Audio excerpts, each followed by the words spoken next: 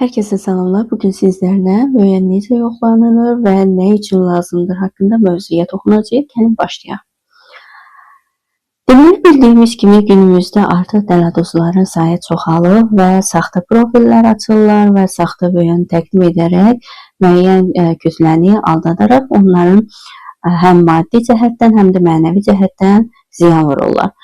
Bunlar əsasən dələduzlar iki formada fəaliyyət göstərirlər, həm onlayn, həm də offlayn formada.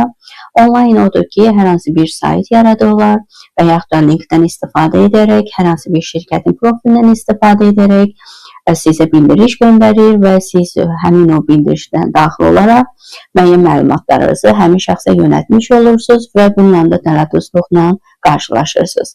Offlayn formada da bildiyimiz kimi artıq az məbləğə ofis götürürlər və həmin ofisdə müəyyən çəkilişlər edirlər ki, bizim belə şirkətimiz var və bizim fəaliyyətimiz xaricdə ya təhsil və yaxud da işdir və s. kimi və bununla da müəyyən kütləyə nüfuz edirlər və onları inandırmağa çalışırlar ki, artıq bizim prestijli bir şirkətimiz var və müəyyən şəxslər də ki, artıq düşünür ki, bunun şirkətin adı, veb saytı və yaxud da sosial onun media hesabı və yaxud da ki, onun ofisi varsa, deməli rəsmidir və gedib həmin şəxslərlə əməkdaşlıq edirlər, müəyyən müqavilə bağlayırlar və bununla da aldanmış olurlar.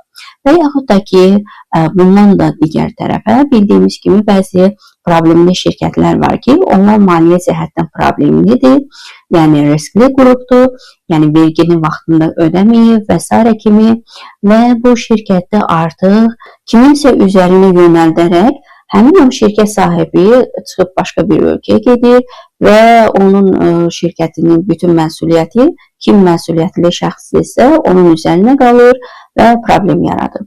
Bu hallarda necə özümüzü qorumaq olar və necə biz bilə bilərik ki, əsl real şirkət necədir, biz necə onlarla öyrənə bilərik və necə onlarla mübarizə apara bilərik, necə aydınlaşdıra bilərik. Bu sayta girmək lazımdır. Gördüyümüz kimi belə bir saytdır. EVON yazılıb, .az. Bu, Azərbaycan Respublikasının vergi tərəfindən yaradılmış müəyyən yoxlama saytıdır. Təkcə yoxlamaq üçün deyil, həmçinin biz onlayn şəkildə müəyyən qeydiyyatına keçə bilərik buradan. Həm müəyyən aça bilərik, həm müəyyən yoxlaya bilərik, həm müəyyən axtara bilərik, vergi borcumuzu öyrənə bilərik və s. kimi. İndi bizə lazımdır sadəcə müəyyən yoxlamaq. Yuxarı hissəsinə klikləyirik və belə bir məlumat çıxır. Yəni bu müəyyən haqqındadır, şirkət haqqındadır ki, niyə biz bunu yoxlayırıq və s. kimi. Sonra gəlirik yenidən bu mavi olan işarəyə klikləyirik və artıq bizə o yönəldir, dediyimiz kimi bizim vergi sisteminə və gördüyümüz kimi burada bir neçə məlumat var. Yəni hüquqi şəxsin biz məlumatını yoxlaya bilərik, fiziki şəxsin müəyyənlə yoxlaya bilərik və yaxud da adına. İndi biz hüquqi şəxsini yoxlayaq. Gəlin hər hansı bir Azərbaycanda elə bir marketləri olan bir götürək, çünki populyardır onlar. Görək onların vergi sistemi necədir, borcları varmı, yoxsa yox. Bildiyimiz kimi onlar hamısı MMC-dirlər, yəni şirkətdirlər. Ona görə də biz bunu hüquqi şəxsi seçirik və ona görə indi müəyyənlərin yazırıq, klikləyirik və başlayırıq müəyyənlərin yazmağa.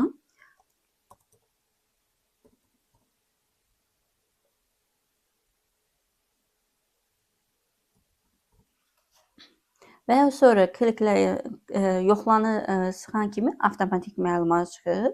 Görək şirkətimizin adı çıxdı, yəni Aras Supermarket, məhdud məsuliyyətli cəmiyyət müəyyənin göstərdi burada. Vergi ödəyici riskli vergi ödəyicisi olub olmaması göstərdi. Gördüyümüz kimi riskli vergi ödəyicisi deyil. Bu da ki bizim elə bir açar sözümüzdür. Hər hansı bir şirkətlə iş görürüksə, burada əgər yazsa ki, riskli vergi ödəyicisidir, o deməkdir ki, ya onun məhkəməsi olub və yaxud da vergi vaxtında verməyib və yaxud da ki, saxta profildir və s. kimi. Ona görə burada məlumat öz əksini çıxır. Gördüyümüz kimi ƏDV-lidirmi? Avtomatik olaraq ƏDV çıxdı, ƏDV qeydiyyatındadır. Vergi ödəyici aktiv olub olmaması da çıxdı ki, statusu aktivdir, yəni heç bir problemi yoxdur və borcu da ki, gördüyümüz kimi sıfırdır. Bu deməkdir ki, Aras Supermarketi vaxtı-vaxtında hesabatını verir və deməli bu problemli bir şirkət deyil. Biz hər hansı bir iş görəriksə, bundan iş görə bilərik. Yaxşı, bu oldu bizim digər yəni MMC ilə, hüquqi şəxslə və VN ilə yoxlamaq. İndi gəlin adla yoxlayaq və buradan VN ilə yazaq Əli.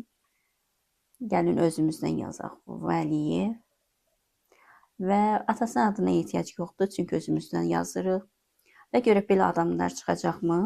Gördüyümüz kimi Vəliyev Əli haqqında çoxlu beləncə adamlar tapdı və gördüyümüz kimi birinin hətta borcu da var və ƏDV qeydiyyatında deyil, riski vergi ödəyicisi deyil, amma deməli bunun 3118 manat 16 qəpik borcu var. Yəni bu şəkildə məlumatları biz axtarıb tapa bilərik. İndi mən özümdən yazdım, amma bu o demək deyil ki, bu özünüzdən yazırsınız. Sadəcə olaraq bu hər hansı bir məlumatı yoxlamaq üçündür ki, bu şəxs qanunidir, qanunsuzdur, fəaliyyət göstərir, risklidir, risksizdir və yaxud da ümumiyyətlə belə bir şəxs varmı, şirkəti varmı və s.